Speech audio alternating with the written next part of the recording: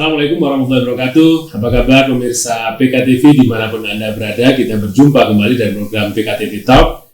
PKTV Talk hadir setiap hari Senin, hari Rabu, dan hari Jumat menemani Anda dengan berbagai macam topik, tema, dan narasumber tentunya yang kita hadirkan khusus membahas sebuah tema yang menarik yang tentunya sedang dibahas di lingkungan Anda.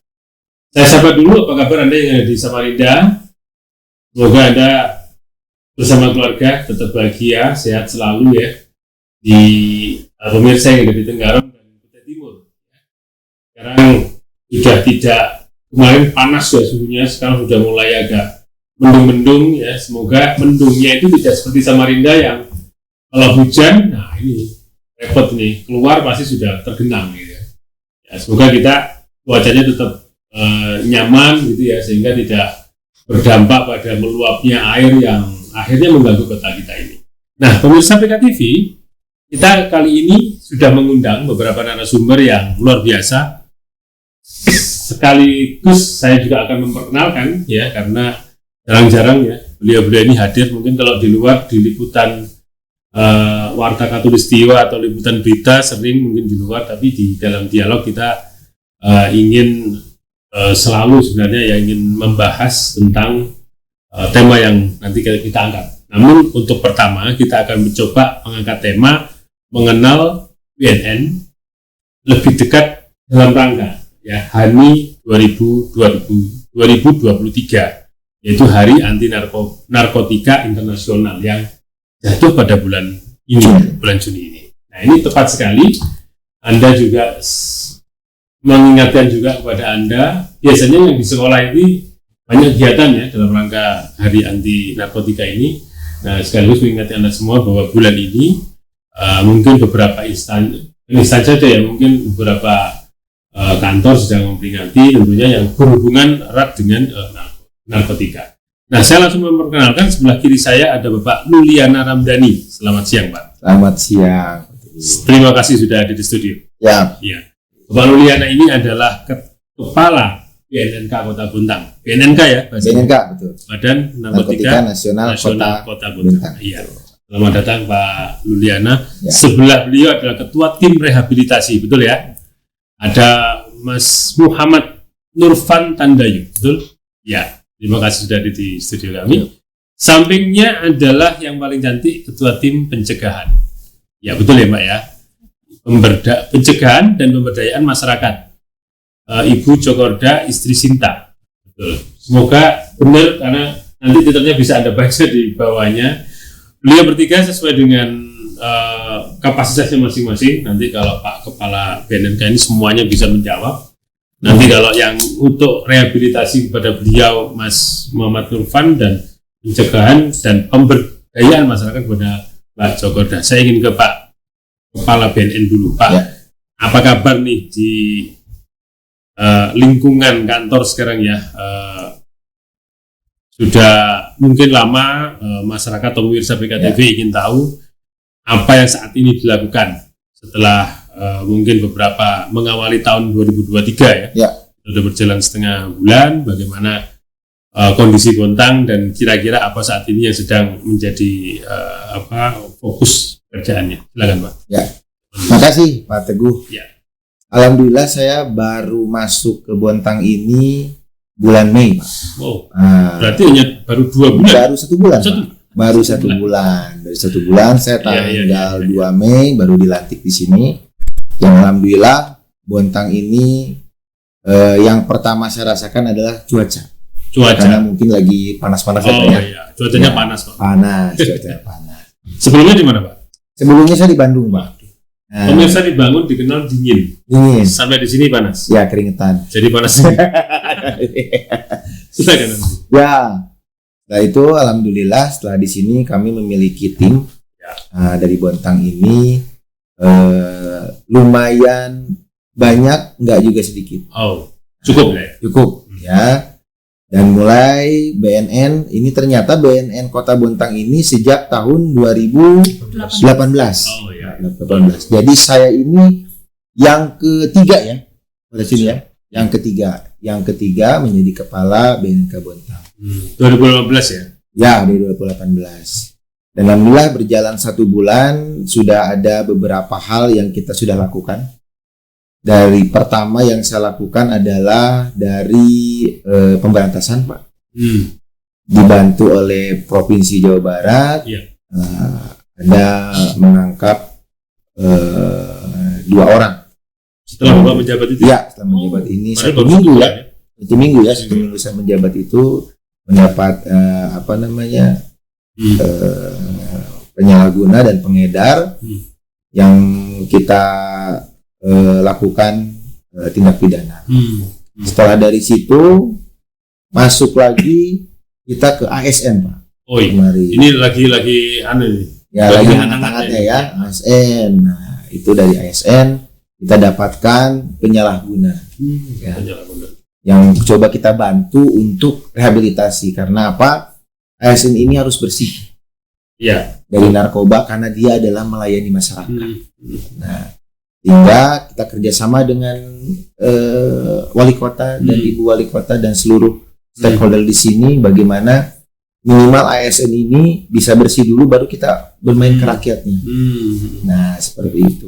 Kemarin sudah Bapak mungkin tahu ada beberapa yang kita coba rehabilitasi dan alhamdulillah sedang berjalan sekarang. Sedang berjalan ya proses berjalannya dan sudah kerja sudah baik.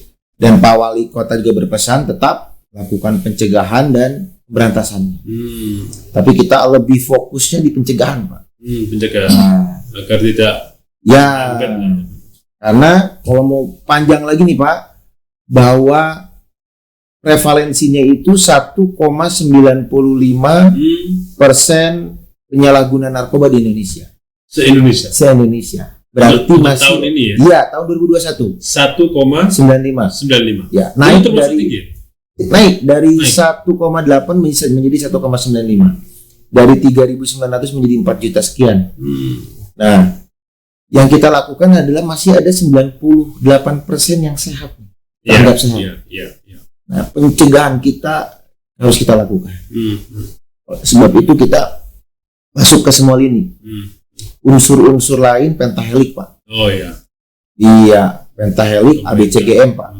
Akademisi kita masuk, bisnis kita masuk, community kita masuk, government tentunya. Dan satu lagi ini, Pak, media. Oh iya, untuk menyampaikan dan membantu pencegahan terhadap bahaya narkoba ini. Tanpa bantuan dari media ini kita tidak mampu. Karena apa? BNN sedikit kecil, Pak. Iya. BNN kecil. Harus disampaikan melalui media. Salah satu strateginya ada kalau dari BNN RI yaitu Smart Power Approach. Smart Power Approach. Okay. Nah, Smart Power itu media sosial, media TV ini harus lebih digencarkan. Karena kalau kita mengambil dari personal, Mbak Cokorda ini cuma hanya 2 orang per penyuluh di BNN. Di Kota Bontang mungkin. Oleh sebab itu ini kita kolaborasi. Kolaborasi. Betul. Salah satunya sekarang saya di sini bersama PKTV. Menyampaikan tentang pencegahannya. Kalau pemberantasan kita tetap libas. Tapi makanya kita tidak hadirkan di pemberantasan. Karena dia sedang di lapangan. Di lapangan dia lagi gencar-gencarnya. Ini yang kita libatkan ada dari rehabilitasi dan pencegahan. Nah, mungkin itu awal dari Saya masih ingin nih mengenal lebih dekat biar masyarakat, pemirsa semua tahu siapa mungkin yang bisa membantu saya menjelaskan BNN itu dalam strukturnya. Tentunya tadi 2018, sebelum 2016 namanya apa mestinya kan ada ya. Mungkin bisa diceritakan sebelum itu seperti apa dan sampai saat ini strukturnya apakah hanya ada di kota atau ada di kecamatan juga? Ya. Jadi gini, Pak, dulunya itu sebelum 2018 itu namanya Badan Narkotika Kota. Dia di bawah pemerintah kota. Dulu Pak Basri ya. Nah, dulu Pak Basri. Jadi ketuanya wakil wali kota dulu ya Pak Basri ya, sebagai wakil wali kota. Waktu itu masih anggota dewan. Ditunjuk sebagai ketua Badan Narkotika, wakil otomatis ya. Betul. Nanti pun juga kalau wakilnya siapa otomatis dulu itu Pak Badan Narkotika Kota. Kemudian naik tingkat menjadi vertikal, Pak. Kami vertikal menjadi betul dari pusat. Nah, sekarang kepalanya ada Pak Golose, Badan Narkotika Nasional Kota Bontang, dan kita langsung anggarannya dari pusat. Dan Bapak ditunjuk juga dari pusat. Dari pusat deh. Bukan permintaan dari Bontang enggak ya? Ya enggak. Jadi langsung dari pusat kita ditunjuk langsung ke sini. Nah, itu anggaran khusus untuk Kota Bontang disediakan oleh BNN pusat. Oke. Terus sinerginya dengan pemerintah sini pada proses ini ya, pencegahan, penanggulangan dan ini ya untuk pemerintah dengan pemerintah. Nah, sebentar lagi kita ini mau akan ada MOU nih, Pak. Oh. Nah, ya MOU terkait apa itu? Terkait percepatan kapasitas P4GN di Kota Bontang. Percepatan P4GN. P4GN-nya. Ya, karena kan kalau kita tidak sinergitas, saya bilang juga kalau misalnya kita sendiri tidak mampu kita. Oleh sebab itu BNN dengan pemerintah kota yang menjadi bagian dari kita adalah Kesbangpol. Kesbangpol itu yang menjadi ya ketua hariannya dalam penanganan P4GN. Nanti Kesbangpol ketua hariannya. Nah, ketuanya adalah Pak Wali Kota sendiri. Nah, ini sudah dibentuk tim terpadu. Tahun berapa tim terpadu terbentuk? Tahun 2021. 2021 tim terpadu sudah terbentuk. Nah, ini sebentar lagi doakan kita akan bersinergi lebih kuat lagi melalui MOU yang kita lakukan bersama Pak Wali Kota. Bisa diulangi Pak, tupoksi sesungguhnya dari BNN. Berarti pencegahan. Ya. Terus P4GN, Pak. P4GN ya. Pencegahan dan pemberantasan penyalahgunaan. Oke. Dan peredaran gelap narkoba. Iya. Jadi di situ ada pencegahannya, Pak. Pencegahannya dibagi lagi dengan pemberdayaan masyarakat. Pemberdayaan masyarakat. Tujuannya masyarakat. Ya, jadi tidak hanya dicegah saja. Sertakan ya. Ya, jadi dia harus produktif, Pak. Kalau kita nggak kerja, diem aja pasti kepikiran. Kasih contohnya, Pak. Seperti apa itu? Seperti ini, Pak. UMKM. Oke. Nah, dengan bagaimana menghubungkan UMKM dengan program Bapak? Sangat mudah, Pak. Kan inti kita adalah bagaimana memproduktivitaskan masyarakat Gorontalo supaya tidak mengenal narkoba. Dia harus aktif. Dia harus aktif melaksanakan kegiatan-kegiatan. Oleh sebab itu kita selalu masuk. Misalnya ada kemarin kegiatan dengan Pemda Sangcuters. Oke. Ya, seperti itu. Ya, kita masuk ke sana. Berarti dia produktif, Pak. Masuk. Dan sampai warga Kota Bontang itu diam. Nah, ketika diam itu kadang ada setan masuk, Pak. Oh. Terganggu ya. Terganggu pikirannya langsung. Bagaimana dia produktif, menghasilkan sesuatu. Nah, itu yang kita buat. Makanya ada pemberdayaan masyarakat di sini. Nah, jadi bagaimana nanti dilatih para penggiat-penggiat anti narkoba. Ini ada anggaran penggiat anti narkoba, Pak. Dia dilatih supaya bisa memberikan informasi kepada masyarakat. Nah, di situ dari pemberdayaan masyarakat. Pencegahan sudah pasti penyuluhan-penyuluhan. Iya.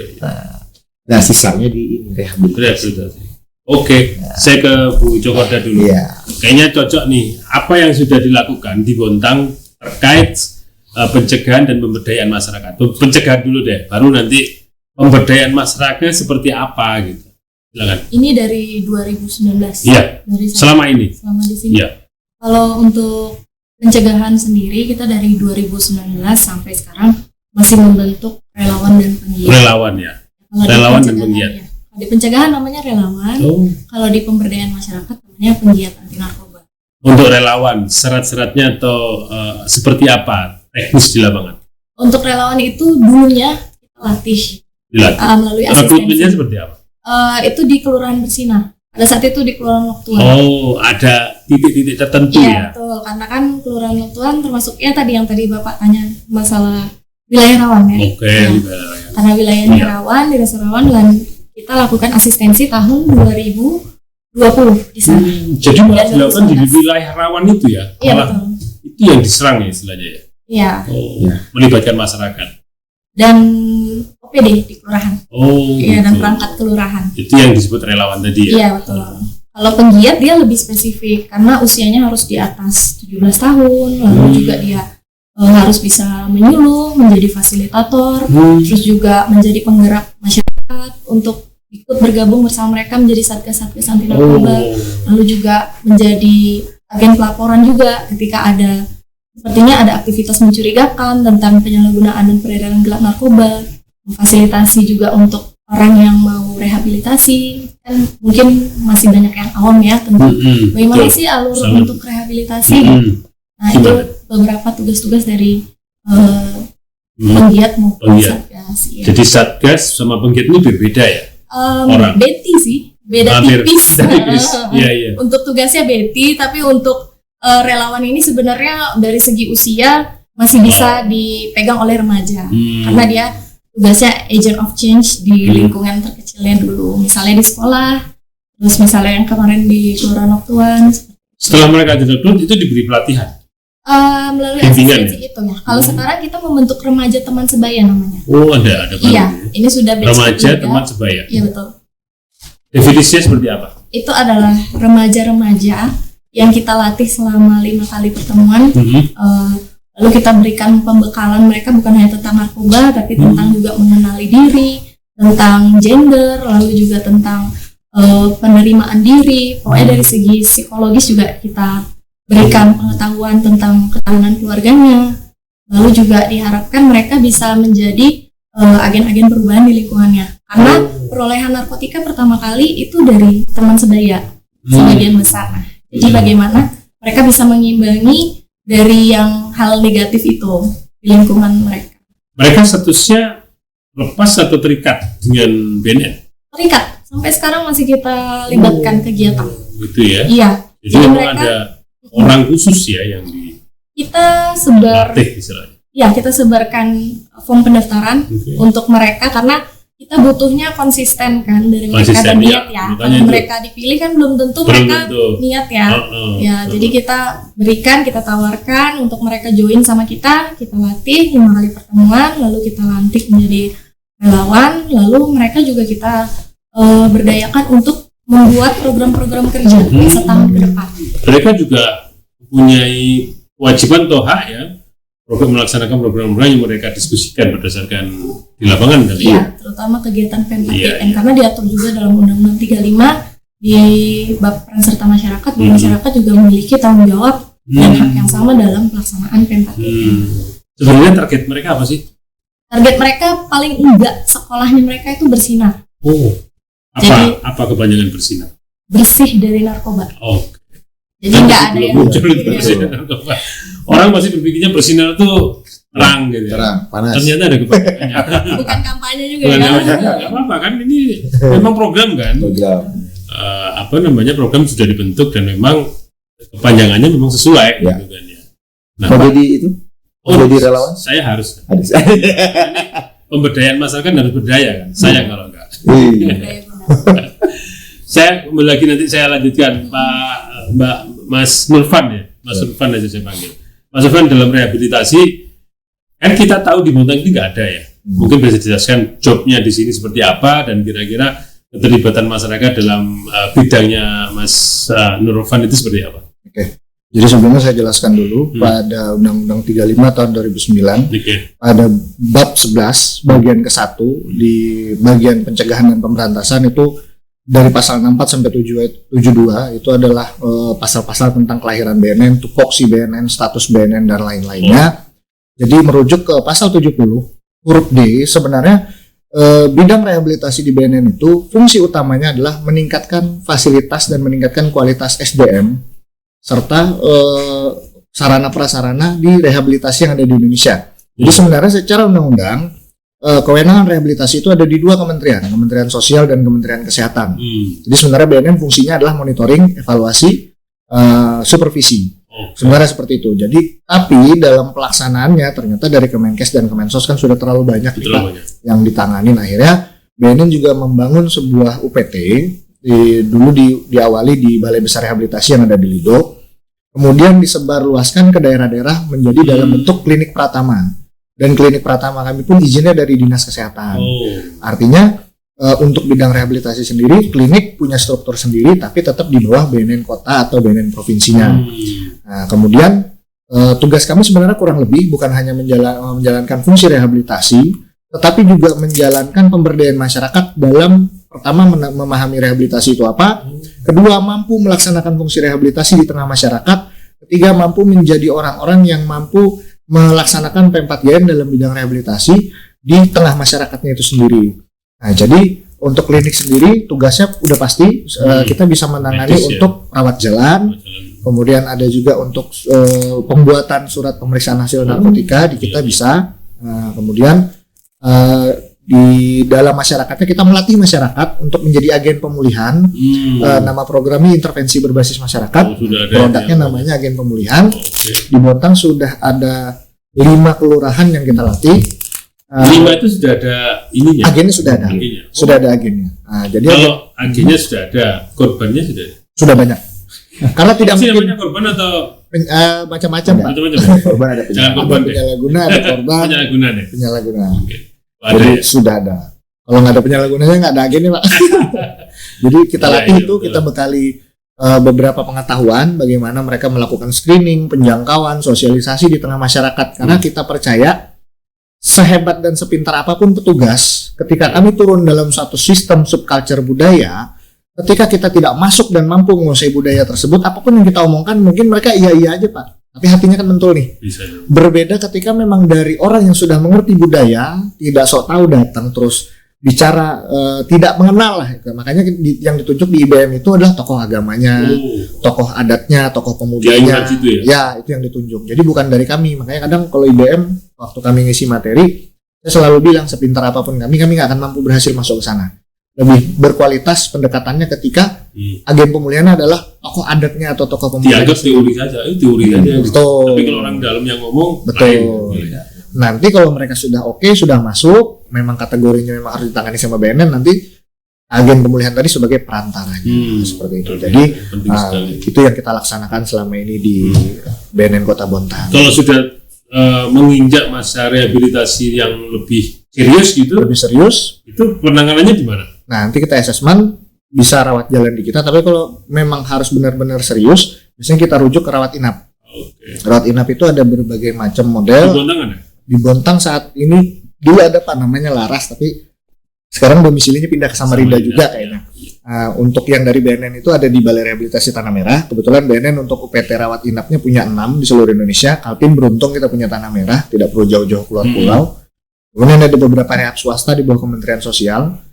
Di Samarinda itu ada Sekata, ada di Balikpapan juga ada, saya lupa namanya tadi. Jadi kita rujuknya ke sana.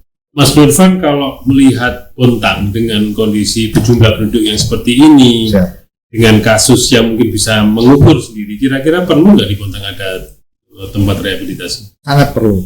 Sangat perlu. Jadi mesti harus ada ya kelihatannya. Siap.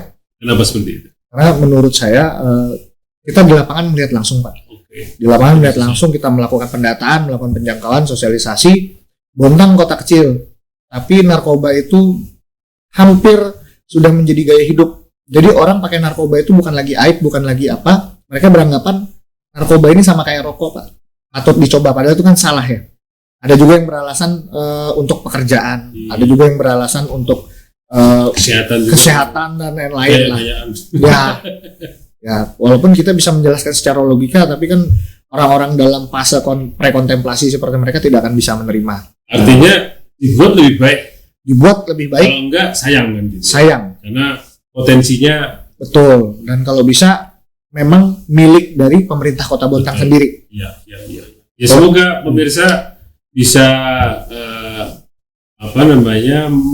punya gambaran dan pemerintah mulai berpikir nih. Setelah kita dialog, ternyata mesti harus penting gitu. Iya, penting. Dan ini partisipasi, Pak. Tadi sudah disebutkan, bisa jadi relawan. Ketika sudah relawan, naik tingkat menjadi penggiat. Ada tingkatannya. Iya, ketika penggiat sudah jago, sudah hebat, langsung jadi agen pemulihan. Nah, ini udah 3 tingkatan nih. Jadi ini partisipasi masyarakat yang kita coba untuk membantu Kota Bontang. Masyarakat terlibat bersama kita. Nah, dengan terlibat itu kita bisa juga terbantu mendeteksi di mana saja yang rawan-rawan dan akhirnya bersih Kota Bontang. Ya, pertanyaan mendasar ini Pak Huliana. Menurut pengamatan, saya kira ini sebagai bukan hanya informasi kepada pemirsa ya, tapi nilai dasar lah bahwa kenapa sih narkoba itu membahayakan masyarakat? Ya. Yang jadi permasalahan adalah bahwa ketika kita menggunakan narkoba itu tidak akan pernah sembuh.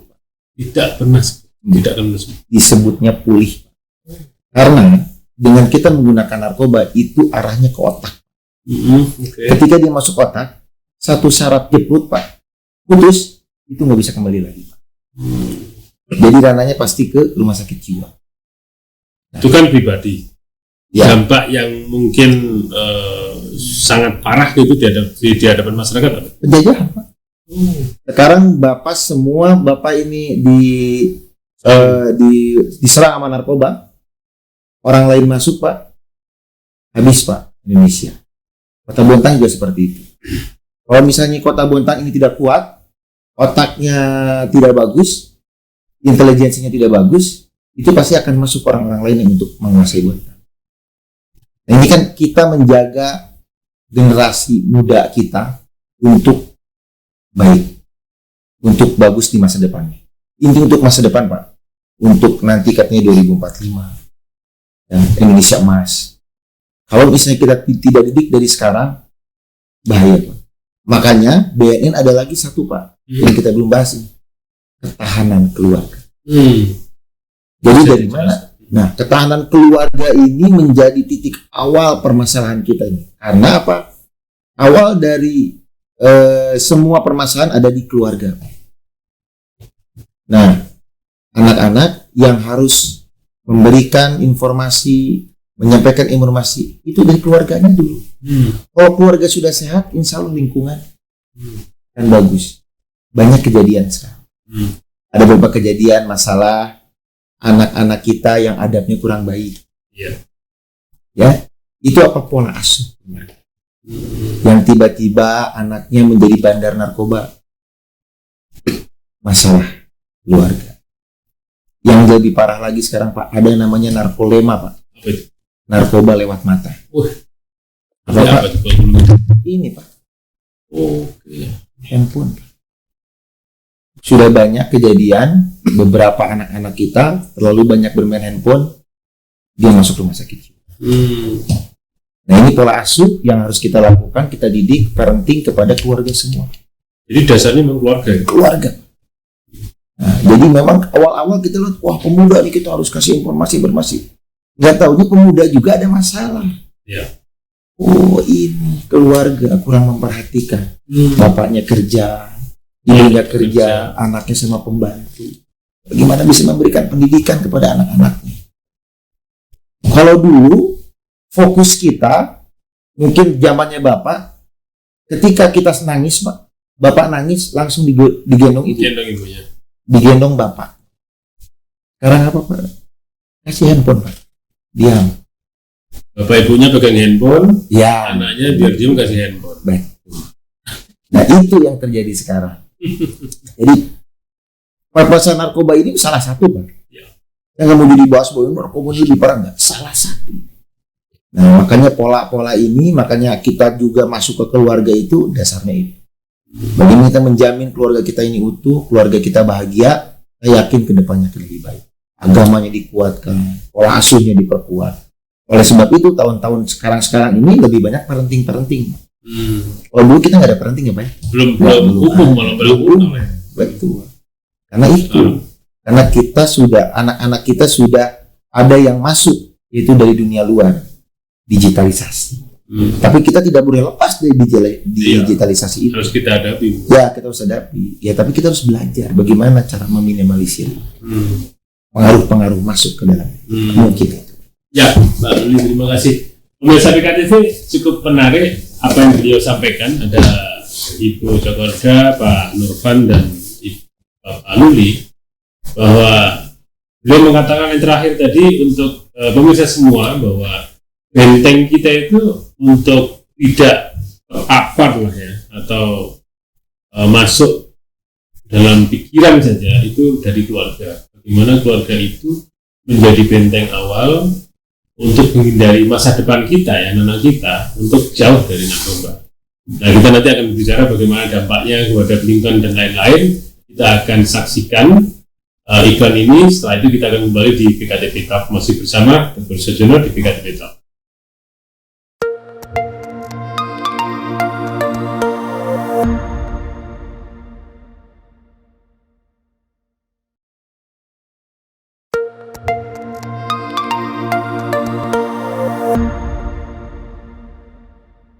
Ya, pemirsa PKTV, kembali di PKTV Talk. Kita membahas tentang mengenal BNN lebih dekat dalam rangka Hari Anti Narkotika internasional tahun 2023 yang jatuh pada bulan Juni ini. Bersama beliau tadi narasumber sudah kami perkenalkan, ada Bapak Luliana Ramdhani, Bapak Nurfan Tandayu, dan Ibu Cokorda. Masing-masing punya kapasitas yang luar biasa di bidangnya masing-masing, terutama di bawah kendali Pak Luliana ini semua bisa jalan. Dan tentunya saat ini yang mesti harus digencarkan adalah bagaimana memberdayakan masyarakat. Tadi saya tertarik dengan itu. Pak Cokorda kayaknya mesti harus menjawab ini. Masyarakat khususnya di Bontang ya, tentunya dengan kondisi yang background berbeda-beda. Kita ini di wilayah lautan, ada sebagian di wilayah industri.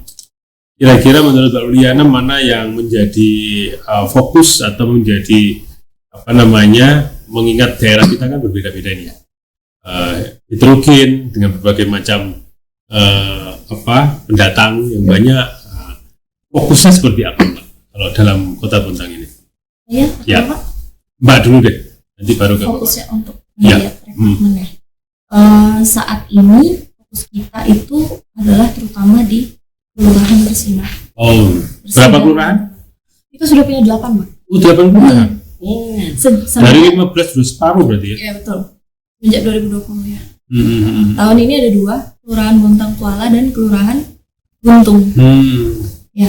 Selain itu juga penggiat ini sebenarnya Pak ada dari 4 lingkungan.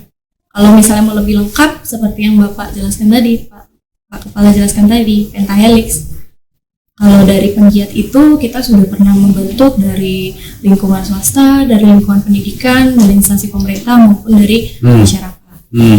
Kalau untuk masyarakat kita fokuskan ke Kelurahan Bersinar, untuk lingkungan pendidikan kita fokuskan di sekolah-sekolah yang terutama sudah melaksanakan PKS dengan kita atau yang kerjasama, dan terutama yang ada di wilayah Kelurahan Bersinar, terutama Kelurahan Bersinar yang sedang berjalan ya.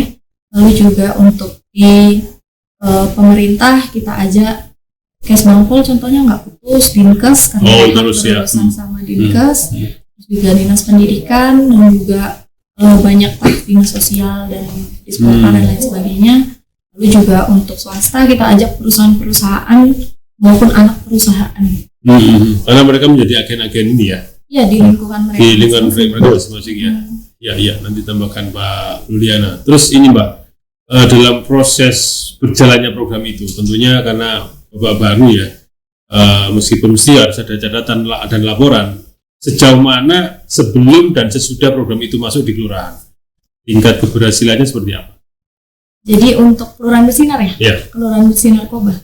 Jadi mungkin sebelumnya kita kurang pengawasan, kita juga mungkin mereka masih awam dengan kita, masih takut dengan kita, masih ngerasa BNN ini lembaga yang kaku atau yang sangat menyeramkan, bahkan orang-orang juga takut untuk direhab dulunya. Jadi mereka lebih awam, lebih kenal dengan kita, lalu juga lebih aktif dengan kegiatan-kegiatan, lebih aware juga dengan permasalahan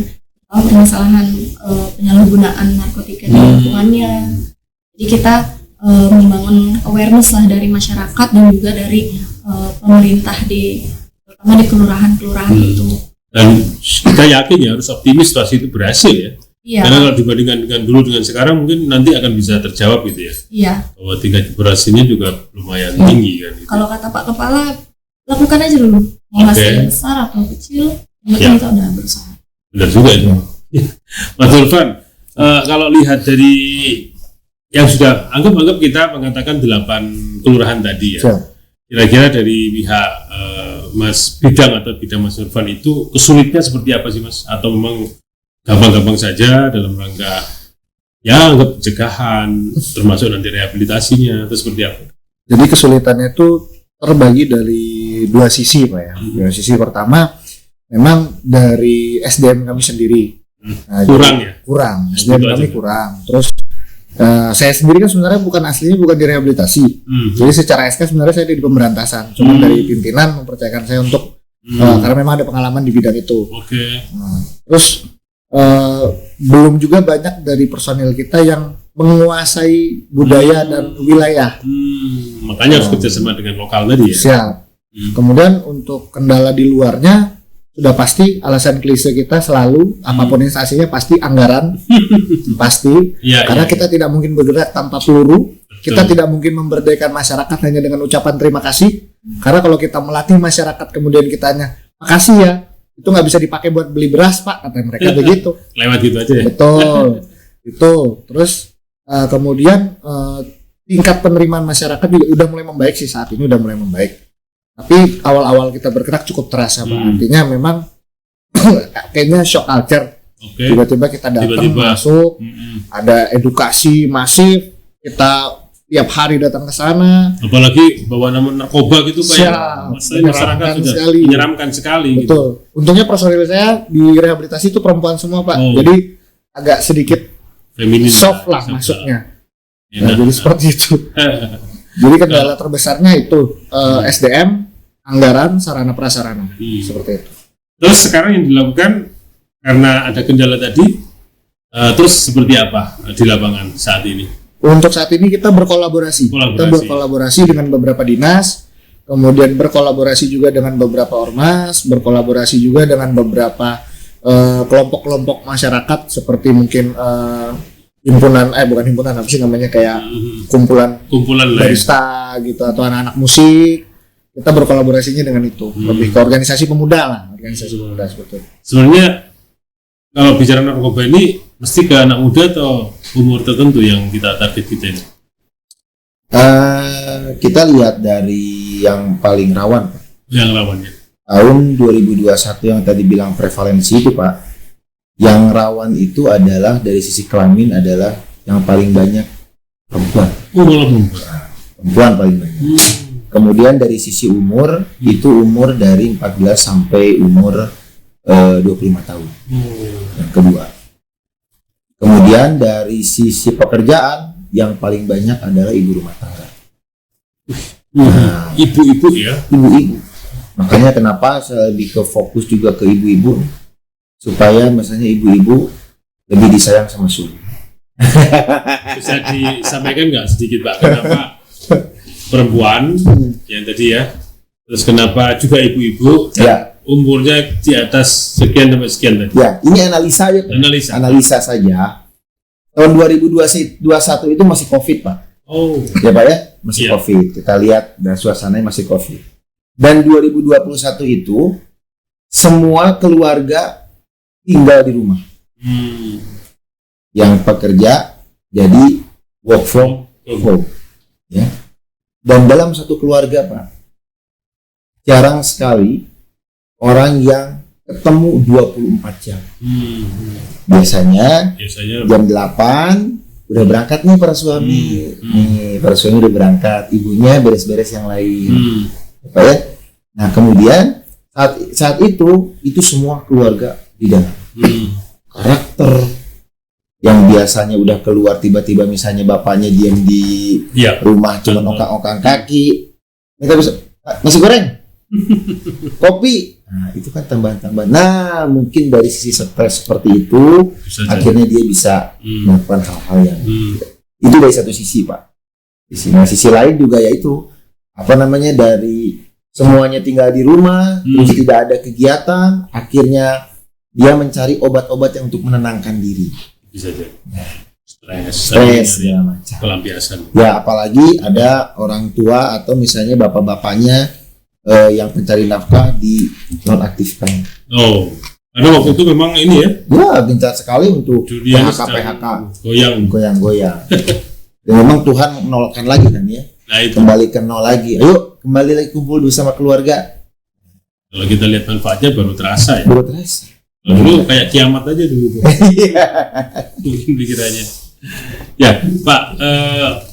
Sekarang kita kembali ke bicara Bontang. Ya. Dari sekian yang dilakukan oleh Mas Norvan maupun Pak Cokorda tadi, kira-kira untuk kedepannya program seperti apa nih yang mau Bapak lakukan untuk menggenjot lah ya, pencegahan, menggenjot pemberdayaan masyarakat itu seperti apa, Pak?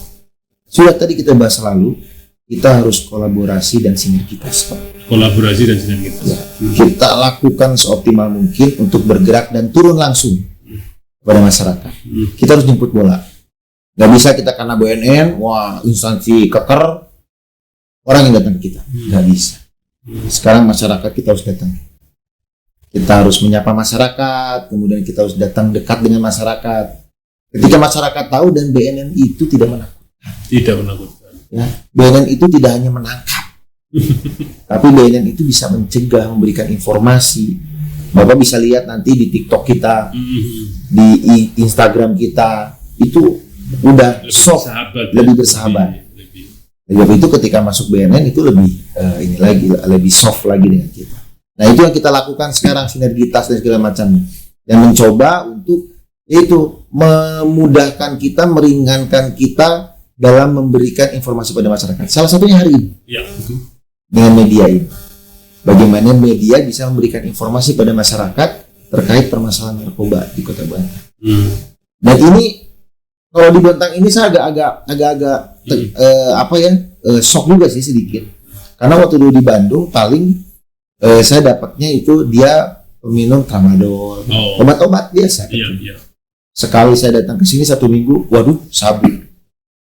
Tinggi, wah berat juga nih. Nah, sebab itu sama-sama kita sekarang yang penting supaya tidak kena narkoba adalah bahagia. Bahagia secara psikologis, mental kita, di dalam keluarga kita.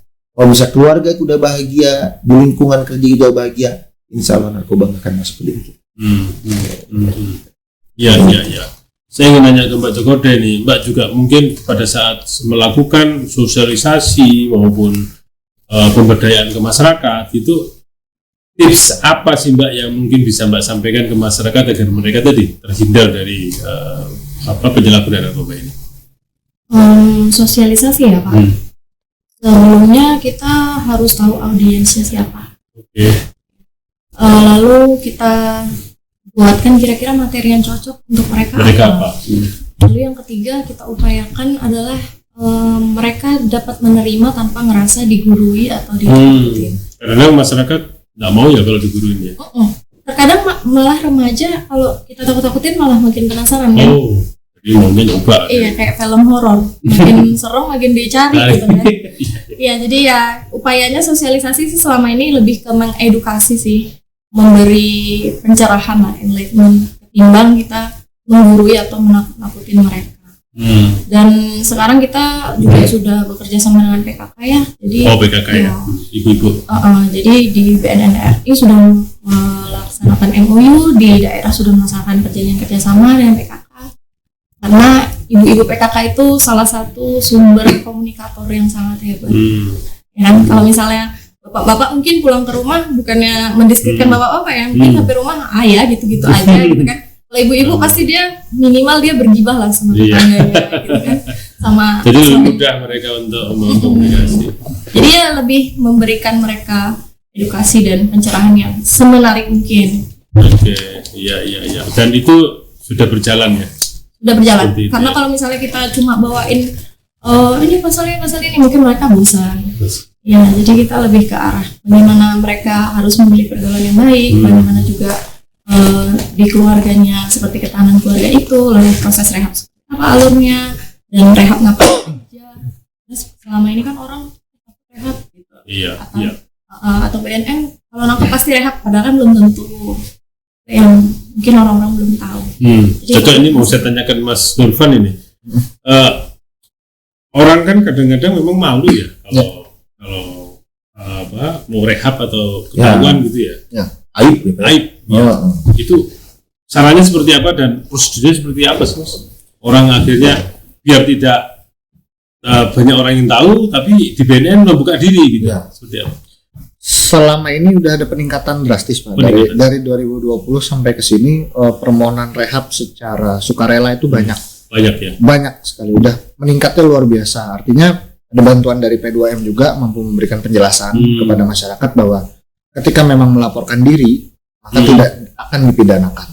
Seperti itu. Ulangi, kalau melaporkan diri maka tidak akan dipidanakan. Tidak akan dipidanakan. Itu ada di Undang-Undang 35 tahun 2009 pasal 55 54. Kalau menyebarkan ya pasti. Itu dijamin Pak. Itu dijamin undang-undang. Ini biasanya harus tahu. Kadang-kadang dan takut, itu karena takut akhirnya mereka. Betul, dan tidak ada bicara kalau misalnya pas di rehab itu yang volunteer kamu beli di mana. Karena takutnya masyarakat itu gitu. Kau beli di mana? Siapa? Nah, enggak. Karena itu khusus rehabilitasi enggak. Karena tujuannya memang untuk penanganan. Jadi memang saat kita proses datang, biasanya kita malah di luar kantor. Kita di luar kantor, kita melayani di luar kantor. Artinya kita sudah kita privat ya. Private, ya betul Pak. Jadi kita punya call center rehab khusus, tidak gabung di kantor call centernya. Hubungi saja nomor itu. Nanti misalnya pengennya ketemunya di kedai atau di kafe sambil ngopi boleh, nggak masalah. Nanti asesmen di sana. Mungkin kami tidak asesmen baku, asesmen non formal dulu, ngobrol-ngobrol. Nanti kalau memang udah pede mau ke kantor silakan. Dan itu hasil asesmen yang tahu hanya klien dan asesornya saja. Bahkan pimpinan pun tidak boleh tahu isi asesmennya tersebut. Karena kita fokusnya adalah pemulihan tadi. Artinya seseorang mau berubah karena bentuk kepercayaan, Pak. Karena menangani pecandu ini seperti benang kusut, tarik makin kusut. Iya. Jadi kalau kita misalnya nih kita terlalu vokal bicara menasihati, dibilang kalau di rumah juga saya dinasihatin sama orang tua. Kita juga terlalu diam aja. Kita terlalu diam mendengarkan, nanti dibilang saya sih ini mau kasih saran, kenapa saya didiemin aja, serba salah juga Pak. Banyak ngomong salah, diem salah. Jadi memang harus ada interaksi melalui empati. Ya, alurnya seperti itu. Jadi datang, nanti kita asesmen, kita screening, kemudian nanti akan menjalani beberapa rencana rawatan tergantung hasil treatmentnya. Nanti kalau misalnya dia rawat inap, kita rujuk. Kalau dia rawat jalan, bisa di kita, bisa di PWL Kota Bontang yang di bawah Dinkes, ada di Puskesmas BU1 sama di RSUD. Kemudian nanti kalau misalnya selesai program rehabnya, ada lagi menjalani pasca rehab. Tapi kalau betul, tapi pasca rehabnya nanti kita biasa sarankan lebih ke IBM-nya Pak. IBM betul. Intervensi berbasis masyarakat tadi yang kita bahas tadi awalnya. Jadi kembali lagi ke lingkungannya. Betul. Jadi sudah dijamin pecandu tidak akan dipidana, silahkan datang hubungi. Tidak akan ada judgement tadi Pak ya. Tidak akan ada penghakiman. Silahkan datang. Kita sudah sepakat, WHO sudah sepakat bahwa kecanduan itu adalah penyakit otak. Mungkin salah satu kendala lagi ini Pak, ada beberapa orang yang pesimis. Percuma direhab, termakai lagi. Itu. Logika saya kan saya kembalikan, percuma ada rumah sakit, masih banyak orang sakit. Percuma ada dokter, masih banyak orang sakit juga. Nah, sama seperti rehabilitasi kan kategorinya kecanduan adalah penyakit. Artinya kita jangan menyerah. Kalau kitanya menyerah, masyarakatnya menyerah, banyak yang menyerah, maka itu kan makin tambah jadi lagi. Jadi seperti itu dari saya. Kalau pertanyaannya, untungnya apa sih rehabilitasi? Untungnya rehabilitasi adalah seperti kita dibekali berbagai macam pengetahuan tentang bagaimana kita mengembalikan diri kita pulih lagi. Siapa tahu pertanyaannya saya ini terwakili sama orang yang sedang jadi takut-takut ini. Betul. Jadi kalau di kita tuh Pak, assessment itu ada 7 domain. Jadi kita tidak melulu bicara kenapa kamu pakai. Tapi yang kita bahas adalah bagaimana caramu agar pemikiran untuk menggunakan kembali itu tidak kembali. Artinya ada 7 domain assessment dari sisi medis, keluarga, pendidikan, pekerjaan, hukum, kemudian dari sisi psikis, sama dari sisi ekonomi. Nah, jadi itu dibahas. Nanti dari 7 kapital pemulihan ini mana yang menjadi pemicu dia menjadi pengguna. Nanti kita ukur derajat keparahannya, apakah dia ini menjadi pengguna karena keluarganya, apakah dia jadi pengguna karena tuntutan kerjaannya, apakah dia menjadi pengguna hanya karena lingkungan teman atau gaya hidupnya. Nanti itu yang kita treatment, Mbak. Jadi bukan kita stop saja. Jadi misalnya ternyata dia make, saya ambil contoh Pak ya, dia make karena kurang pede. Jadi dia tuh make hanya saat misalnya dia vokalis band nih Pak. Dia make hanya saat manggung saja. Artinya kelemahannya adalah di sisi self esteem-nya. Nah, nanti yang kita bikin rencana rawatannya adalah bagaimana dia membangun self esteem, yakin pada dirinya sendiri tanpa harus menggunakan narkoba. Jadi bukan narkobanya tuh yang kita cecer Pak. Jadi saat rehab itu kita tidak bicara adiksinya. Kita bicara bagaimana dia punya life skill, survival skill, dan self esteem itu meningkat. Dia bisa manage cara berpikirnya sendiri. Jadi lebih ke pemulihan itu lebih bentuknya ke sekolah pribadi, kepribadian sih Pak. Kepribadian. Betul. Rehab itu sekolah kepribadian kalau saya bilang. Ruginya lebih banyak daripada untungnya, dan banyak ruginya. Ada yang untung mereka pakai narkotika. Nah itu. Jadi kalau kita bicara untung rugi, sisi untungnya lebih banyak ketimbang sisi ruginya. Ya ruginya mungkin membuang waktu. Karena kita harus menjalani fase pemulihan. Tapi kalau kita hitung-hitung lagi, saat menjadi pengguna, buang waktu, buang biaya, buang hidup, buang semuanya. Tinggal nunggu dan aja Pak. Udah pasti. Betul. Tinggal nunggu apa? Tinggal nunggu penjara, rehab, mati. Atau ini gila. Iya. Artinya nggak pernah ada untungnya sebenarnya. Sebenarnya. Maka jangan coba-coba. Ngapain dicoba gitu kalau ini kan? Pak, apa yang Bapak ceritakan tadi, masyarakat dikenakan biaya nggak? Dibayarin gratis, Pak. Gratis. Ditanggung negara. Rawat inap, rawat jalan ditanggung negara. Dan yang gratis hanya BNN, Pak. Bener-bener ya. Kebenaran yang gratis hanya BNN. Oh. Ya. Kalau yang lain pasti bayarnya mahal. Bayar, Pak. Ada berupa pesantren seperti itu. Ya, betul. Cuman kan jadinya mahal ya. Biaya hidupnya, belum biaya dokter dan lain-lain. Kalau biaya gratis ya. Gratis, Pak. Karena memang ini benar-benar untuk pemulihan masa depan bangsa. Ya. Tapi untuk biaya pengantaran memang tidak cover. Ya. Itu wajar itu ya. Tapi kalau biaya hidup dia sehari-hari selama di sana ditanggung APBN yang menanggung.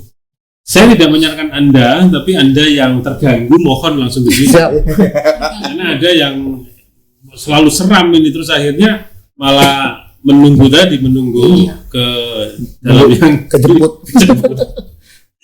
Ya, karena ini waktu saya ingin Pak Liana menyimpulkan deh apa saran dan apa kebijakan mungkin ya, saran kepada masyarakat agar mereka itu agar BNN bisa lebih dekat apa yang dilakukan dan masyarakat harus bagaimana terhadap BNN sehingga kita hidup ini seimbang dan nyaman di Bontang ini. Silakan Pak. Baik, terima kasih Pak Teguh. Kepada masyarakat di Kota Bontang, mari kita bersatu untuk kemajuan bangsa ini, untuk menjadikan generasi bangsa ini menjadi lebih baik, kuat, dan maju. Karena dengan generasi yang baik, kuat, dan maju ini, kita mampu memberikan kontribusi hebat sehingga Indonesia ini semakin baik. Jadi, jauhi narkoba, hati-hati dengan pergaulan, dan sayangi keluarga kalian. Oke, terima kasih Pak Liana, Pak Nurfan, dan Mbak Cokoda. Terima kasih kehadirannya di PKTV. Ya. Suatu saat jangan bosan-bosan kita undang Pak. Oh siap. Ya. Pemirsa PKTV, demikian dialog kita tentang tema kita pada kali ini mengenal BNN lebih dekat dalam rangka Hari Anti Narkotika Internasional 2023 yang jatuh pada bulan ini. Semoga apa yang kita diskusikan membawa manfaat bagi Anda semuanya, dan Anda yang ingin lebih jelas bertanya-tanya tentang BNN, Anda bisa ke kantornya di Jalan Patimura. Kalau Anda jalan saja sebelah kanan nanti akan ketahuan itu labelnya. Jangan takut-takut ke sana, banyak yang bisa ditemui. Urusan apapun terkait narkotika, jangan mencari ya, urusan pencegahan saya kira ada di sana, dan jangan takut-takut, jangan segan-segan, karena di sana menawarkan kenyamanan, tidak menakutkan, bukan sesuatu yang membuat angker gitu ya, tapi sekedar konsultasi dan berdiskusi, beliau sangat terbuka. Terima kasih, saya Teguh Suarjono mewakili seluruh kerabat kerja pamit undur diri. Kita akan ketemu pada PKTV Talk pada lain waktu dengan topik dan narasumber yang berbeda. Terima kasih. Wassalamualaikum warahmatullahi wabarakatuh. PKTV Gereja Penen.